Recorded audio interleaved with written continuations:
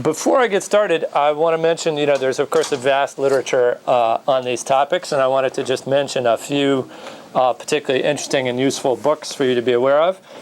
For those of you with a physics bent, if you're really interested in nuclear weapons and how they work, this is a truly amazing book, the Los Alamos Primer. This is the lectures that were given to the scientists at Los Alamos as they were arriving in 1943 about what was known up to that point about how to make a nuclear bomb, with then further sort of elaborations and explanations of the lecture notes from Serber, the guy who gave the lectures. And I should say, everything I'm going to say today is completely unclassified. In some cases, it's remarkable that it is unclassified, but it's completely unclassified.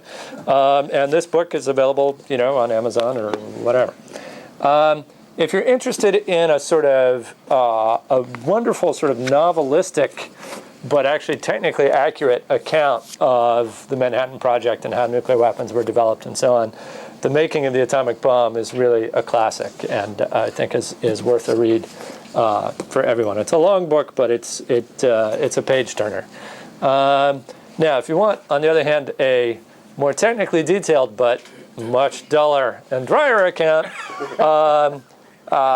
Critical Assembly by Hoddeson and others has a lot of detail about sort of the blow-by-blow of the Manhattan Project as it proceeded at Los Alamos.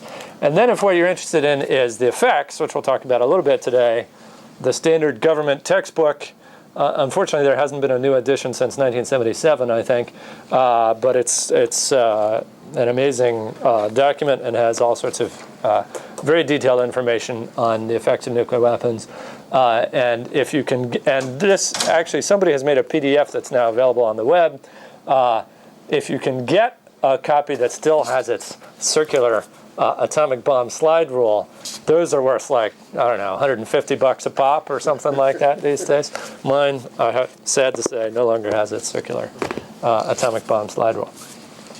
All right, so without further ado, why don't we get started?